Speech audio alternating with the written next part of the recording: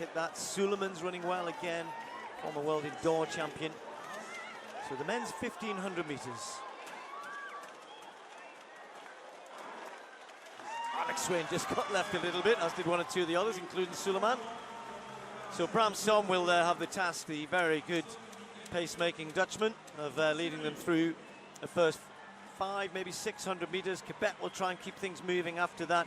Chariot a little bit slower to get the front, just having a little look behind, so he's clipping his heels, and the two Ingebrigtsens not too far away. Jakob looks as though he wants to get a little bit closer than he did in the early stages in Lausanne. But what an opportunity here.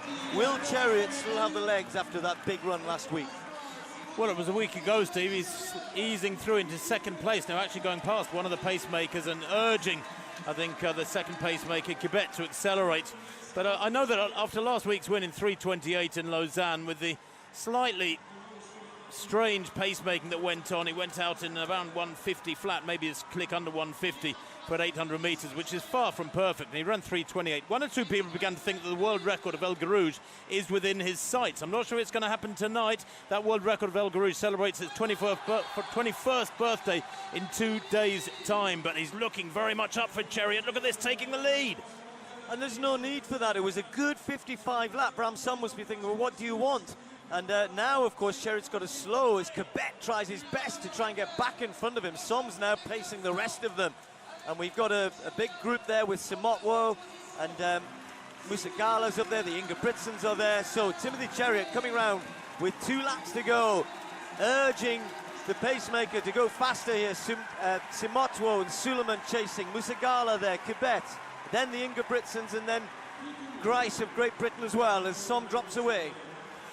Well, they're coming up towards 800 metres now. This looks a lot more measured, a lot more sensible than last week, perhaps. 1:51.28. Yes, I think if he'd gone through that last week through 800 metres, then he'd have run a second quicker at least. But Chariot, Quebec, Simotwo, Suleiman back in really good form with that strong run in Lausanne last week, right up there. And you can see Jakob Ingebrigtsen in 5th place, chomping at the bit to go with this. This is really sensible pacing, Steve, and you can feel the excitement building.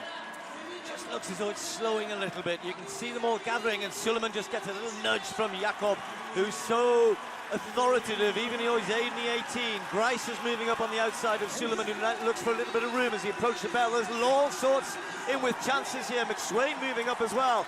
But to the front, the 18-year-old Jakob Ingebrigtsen. Chariot has to give chase now. Only 2:35 at the bell. Slowish at the bell, yes, 2:30. But what a shame, that last 300 metres after 800 really did dawdle along, and they lost any chance of a really quick time, I think. Although, let's see what they can produce off this one, Steve. I know you used to run your last lap in 53. A 53 here would be, give them still a very, very quick time. Grice of Great Britain having an incredible run here. It's Chariot from Jakob Ingebrigtsen. Grice of Great Britain, then Suleiman. And Chariot looks a little laboured for me here. He could be under threat in the home straight. Ingebrigtsen looks comfortable. His older brother's back in 4th place. And Grice, who's had a great season, is right there. But Chariot kicks again from the front.